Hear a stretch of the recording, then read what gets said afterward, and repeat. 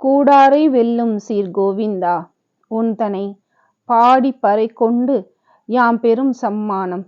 நாடு புகழும் பரிசினால் நன்றாக சூடகமே தோள்வளையே தோடே செவிப்பூவே பாடகமே என்றனைய பல்கலனும் யாம் அணிவோம். ஆடை உடுப்போம் அதன் பின்னே பார்சோறு மூட நெய் பெய்து முழங்கை வழிவார கூடியிருந்து குளிர்ந்த எழூர் எம்பாவாய்.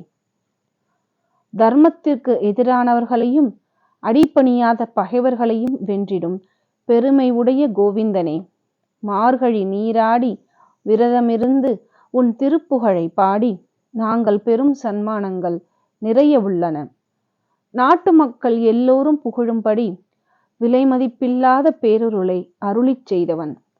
பேரன்போடு உங்களால் கொடுக்கப்பட்ட கைவளை தோள்வளை காதுகளுக்கு தோடும் செவிப்பூவும் காலுக்கு பாத கடகமும் இன்று முதல் அணிந்து கொள்வோம்.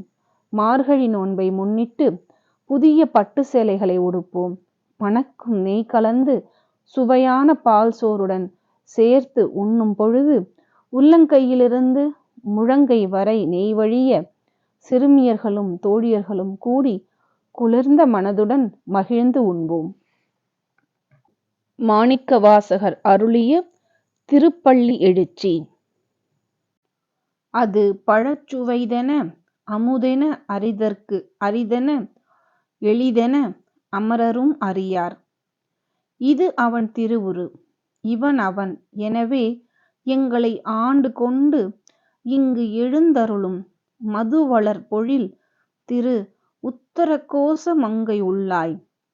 திருப்பெருந்துறை மன்னா, எது எமை பணி கொள்ளும் ஆறு அது கேட்போம் எம்பெருமான் பள்ளி எழுந்தருளாயே.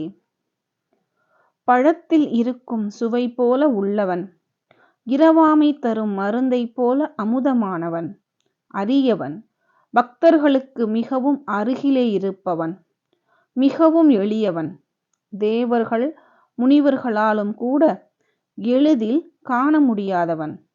அவன் எந்த உருவில் எப்படி இருப்பான் என்று யாராலும் கணித்து பார்க்க முடியாதவன்.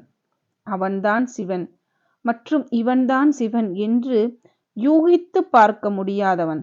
எங்களை ஆட்கொண்டவன், எங்கள் இதயத்தில் குடிகொண்டவன்.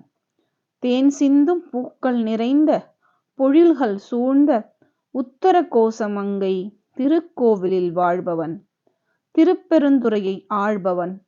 எங்களை ஆட்கொள்ளும் விதத்தை உன்னிடம் கேட்டு அறிந்து உனக்கு தொண்டு செய்து கிடப்போம்.